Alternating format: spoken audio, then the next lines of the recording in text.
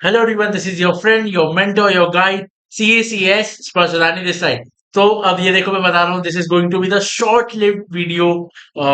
Because ये देखो ये इसका सिर्फ रेलेवेंट आपका परसों तक रहेगा बट मुझे लगा ये काफी ज्यादा इंपॉर्टेंट है आप लोग के लिए so this is the video about if अगर आपने अभी तक इकोलो को इतने अच्छे से प्रिपेयर नहीं किया है या एट ऑल प्रिपेयर नहीं किया है तो किस तरीके से आप अभी भी उसमें अच्छे मार्क्स स्कोर कर सकते हैं because it is an open book exam तो आपके पास एक फिर से अपॉर्चुनिटी है कि आप इसमें कम प्रिपरेशन के साथ भी ज्यादा अच्छा स्कोर कर सकते हैं सो लेट्स बिगिन ज्यादा टाइम वेस्ट नहीं करते and just do one thing for me share with other students because time काफी कम है तो जितने ज्यादा स्टूडेंट्स के पास पहुंच सके I would be so grateful for that so let's begin देखो आपको मैं बता रहा हूँ तीन चीजें इंपॉर्टेंट है सबसे ज्यादा ध्यान में रखना है आपको अब आपका एससीएमबी का पेपर हो गया है कैसे गया अच्छा गया कैसा भी गया आई होप सबके लिए अच्छा गया हो जैसे भी गया हो भूल जाओ उसको इस पेपर में एग्जामेशन लाना बहुत ज्यादा इंपॉर्टेंट है अगर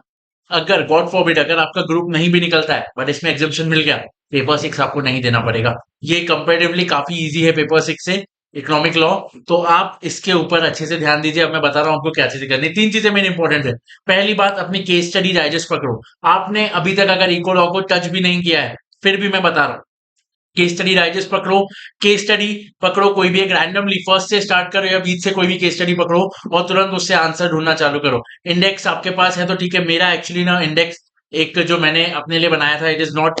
विथ मी राइट नाउ मैंने काफी ढूंढा बट मुझे नहीं मिला आपके पास कोई भी फैकल्टी का इंडेक्स हो वॉट एवर द केस में भी जिसका भी इंडेक्स मिले आप वो पकड़ो और बिल्कुल उससे चालू हो जाओ पहले आपको क्या करना है बुक रीडिंग से पहले अब आप क्या पढ़ो सीधा आप केस स्टडी पकड़ के आंसर ढूंढना चालू करो उससे क्या होगा ना आपको स्ट्रैटेजिकली पता चल जाएगा कौन सी क्या तरीके से आपको आंसर ढूंढने हैं। दूसरी बात एक रीड आपको लेनी है अब यहाँ मॉड्यूल की देखो टाइम कम है मैं मानता हूँ आप पूरी ऐसा बोलोगे सर इन डेप्थ रीडिंग नहीं हो पाएगी जरूरी भी नहीं है इन डेप्थ रीडिंग आप सिर्फ एक ऊपर से एक कॉम्प्रिहेंसिव रीडिंग ले लो मॉड्यूल की क्या चीज कहाँ पे है, वो चीज समझ लो इंडेक्स से एक बार चीजें मैच करते चलो जैसे आप पढ़ रहे हो इंडेक्स से वो चीज मैच करते चलो ताकि वो जब एग्जाम में आ जाएगा आपको आंसर ढूंढने में आसानी होगी आज आपको क्या करना है आज के लिए आपका टारगेट बता रहा हूँ 6 केस स्टडी आपको सॉल्व करनी है देखो पूरा लिख के सॉल्व करने को नहीं बोल रहा हूँ आंसर्स फाइंड करने एटलीस्ट 6 केस स्टडी आपके लिए आज का टारगेट रहेगा 6 केस स्टडी कैसे भी आपको आज करनी है ज्यादा बड़ा टास्क नहीं है बहुत सिंपल सा टास्क है इतना बस कर लो बहुत अच्छे तरीके से हो जाएगा आज के लिए 6 केस स्टडी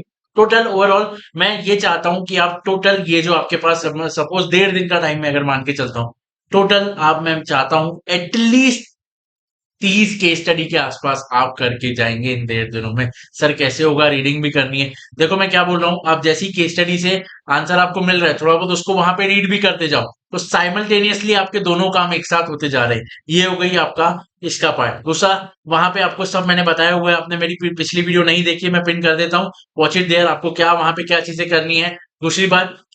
जो आपका लिखने का तरीका आपको मैंने बताया था एज इट इज लिखना अवॉइड करेंगे देखो मैं ये नहीं बोल रहा कि मॉड्यूल की लैंग्वेज नहीं लिखनी मॉड्यूल जैसा ही लिखिए बट थोड़ा सा चेंज कर सकते हैं ना आप एज अ जैसे फॉर एग्जाम्पल वहां पे कोई क्वेश्चन है कि as a chartered accountant advice as a ये एडवाइस थोड़ा सा उस तरीके से आंसर लगना चाहिए कि एक प्रोफेशनल बंदा एडवाइस दे रहा है थोड़ा सा आंसर्स की टोन को चेंज कर दीजिए उस तरीके से आंसर को प्रेजेंट करेंगे ज्यादा चीजें नहीं लेके जानी है मैं फिर से बता देता हूँ case study digest MTB RTB के मुझे बहुत क्वेश्चन आते हैं देखो अगर आप लकी रहे एमटीबी आरटीबी के डायरेक्ट क्वेश्चन आ गए तो फिर वो बहुत अच्छी बात है ज्यादा नहीं एमटीबी आरटीबी लेके जाना है लेके जा सकते हो आरटीबी तो नहीं एमटीबी जो रहती है ठीक है दूसरी बात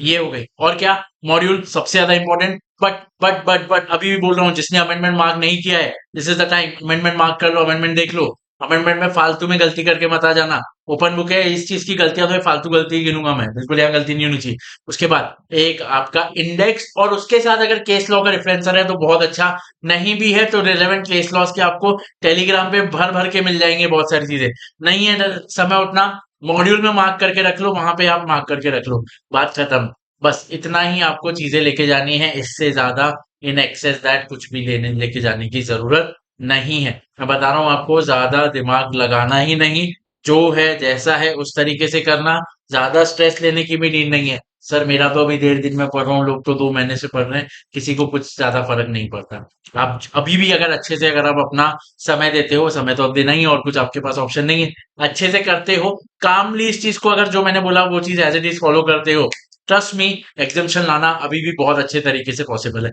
यू कैन स्टिल विन ये हमेशा मेरा मोटो रहा है और आगे भी यही मोटो रहेगा आपके लिए और नहीं भी तो मिलेंगे फिर पेपर 6 में और क्या चलो मजाक की बात अलग, मुझे आई एम डैम श्योर आप सब लोग तो एग्जामेशन ला ही रहे हो इसमें, एंड बहुत अच्छे तरीके से पढ़ाई कीजिए। Do share it with others, please do subscribe to C S first for more such content. Bye bye, take care, best of luck.